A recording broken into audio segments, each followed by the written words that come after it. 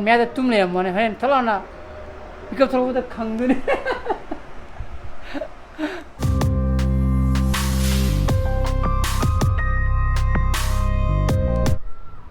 Good morning guys, welcome back to my channel. Ma'am nungai rine khalli ka. Eigi vlog sidi dum hack brush hack to bol baga dum mai dum camera thangalani. Adoga dum masai eigi moments ma'am doi dum capture to dum hore ba ko. Sidiki sum number sum hor ko dana horen sak sometimes sak to go blog lotion ba yawi adigi anambana sak sadi ngai da dum blog question mane don sig marak chida to bo port ma'am dun aina share to jai ko adu ngasi di pickup chi thok to dana ko chano pa na ba pun pa mai tare na ho to pai wan adu nan na traga di pickup tho maro adu na sumaina ina namja ho pusina namja bujina ai oh Eigi nungsira viewers mayam na ju pambiri ko madui mathakta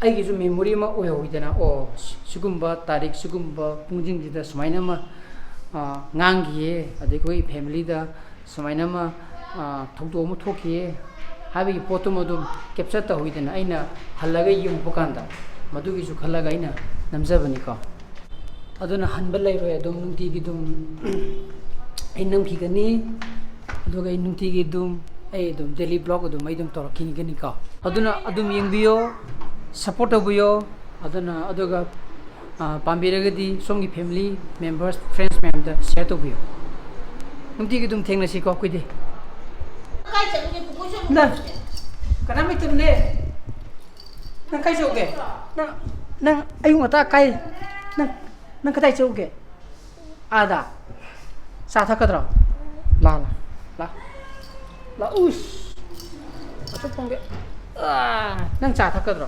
ai mun thak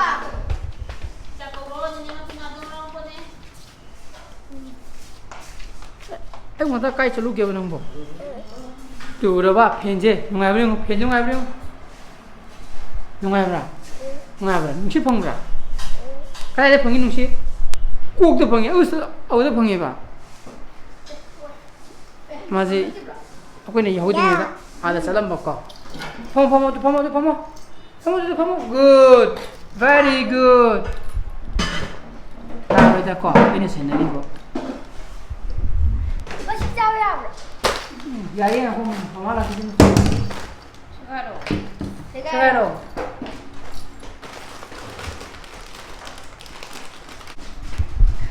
Sing sana aja kau. Sing sana kan? Tuh saya nanggi. Ini tu je, mau ada film saya bro. Masa kita? Ini bawa aja hanya ini. Ada, memori lah. As. Same sa. Ingat saya jadi.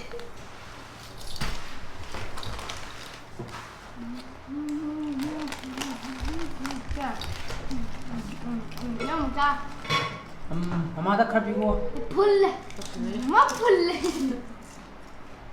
Yang pull. Iya. Tu. Suka tahu tak? Suka tahu tak deh? Das tahu. Mintik we got there.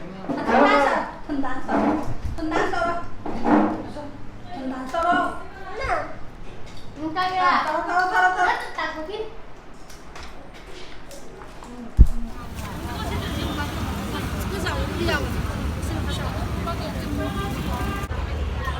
Ngerangi lagi pot kerawat peneva ko.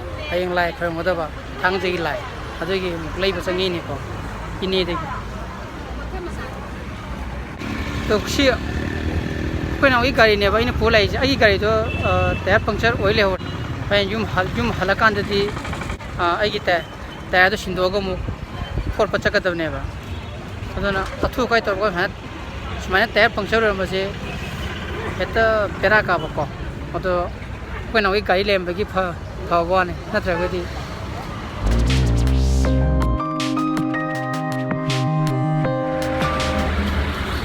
Không luôn bro. Luôn mà lẽ.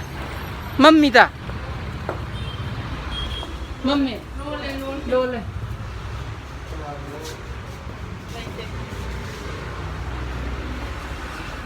Mummy. Sida sanagi bhawirang ta hangge na sang ko ne thong lo lame ko ni hek long na bako ha ta sai phone phone ba ma ga nong ta phone number lei du di adu phone to ba kai kai ge ha na sai tawra tawro du ko hayeng oi cha sang na bako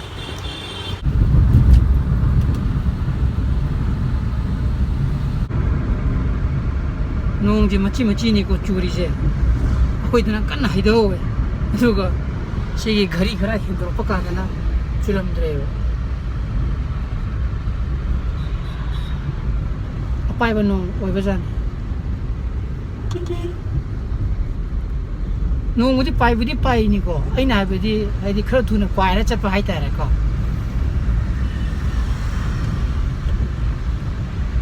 badan somjung ala ga chura kadra ka mangdi mangne somda ga yitu kaga thili bidi chu ko nam kai na kana chu de bi wani to ri yen ko ai keno ma yang la ke ba khangdi khangnu ko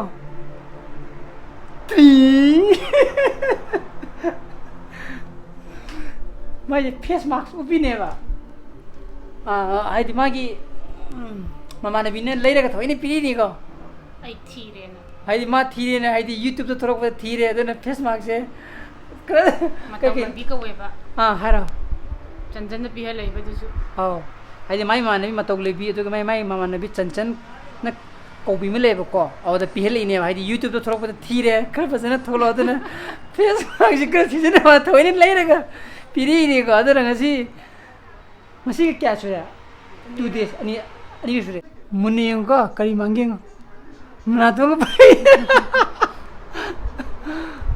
sinje aku nupa di kemta tok duje khra tai ra gane adum yare ko idi nipi idi makeup nung da adu phare mark upajine di mark da ukram ni ko sigi magadi tok duje ya ne hoji di chumdra ne adu lipstick nung khra di handara kadra powder ju sai ta kha ka tini ko kup duje ta to ra ba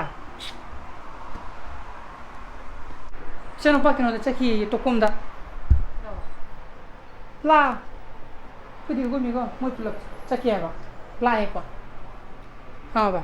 oh mas kai na sa le ko na ra ka Kang di. Tukum ay siya. Ako magi. Mapam duni ko. Mo da hayeng ging sai na haibadu hayeng lai krong do ma lai to. Adugi lai ko ko ba na ko mana adugi siya nang pado sa ler me ba.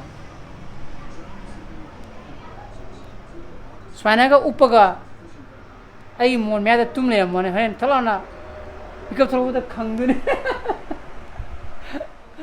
kam kana bro ha kana baza ni kai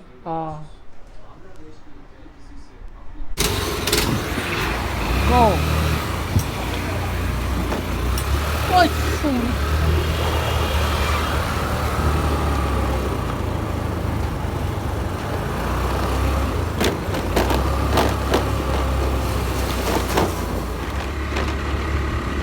sana ba salin ni ko mani gise akoi hek maning dane ba nan jo haibado aduna khong cha patan dana ko nakra ji da kai tho sali yawa bena halak ko am tan ma do khong na du gi ni ko kin hoi la ha ro bungo ai ma sala ja ma phi che le ma adudi bani na hal le na ba ne bai phoi na mo le re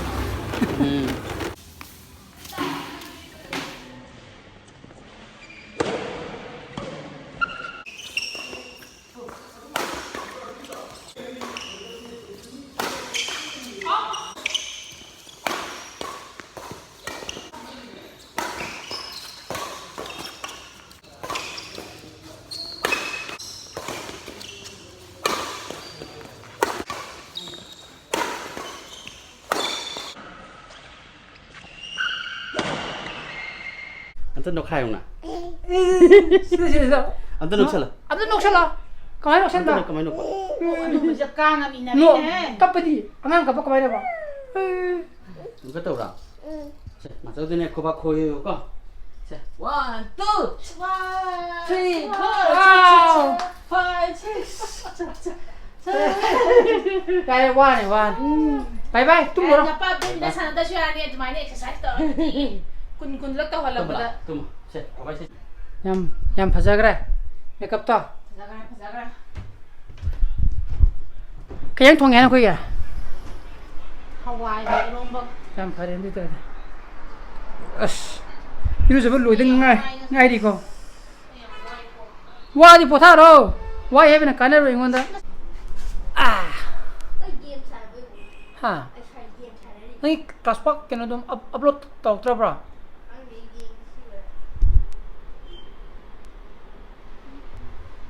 Nai pung kaya sa kaneba. Ha. Nipanda. Mana haidi hayeng je moigi office to or the moi social service to ne heba. Pung nipanda sarkani halapana pung kaya da baroda. Baroda ado ko nung din ko lai ki tabak lai ne ba. Aw da ina hose haidu je ma hai pung nipanda haugar pangam gada sin. Ngamgadra. Nang Ai lejer ba ai mang khai ai alarm clock ni sini khanga ba adon hai masa matan da ko pangam bre yenge ko lang no hanga ba adon hai ayu khangani ma masa matan ni kap tholi tholak tap se ko adon ngasi gi blog si di matang si lo senjarage ai gi blog si pam tholak di like to biyo share to biyo adoga subscribe to biyo ko adon nungchi sana fasa na le biyo hengi blog to mong tenancy so please be safe and be healthy. Bye bye. Sa ating halit sa atin ko. Bye bye. Bye bye taro.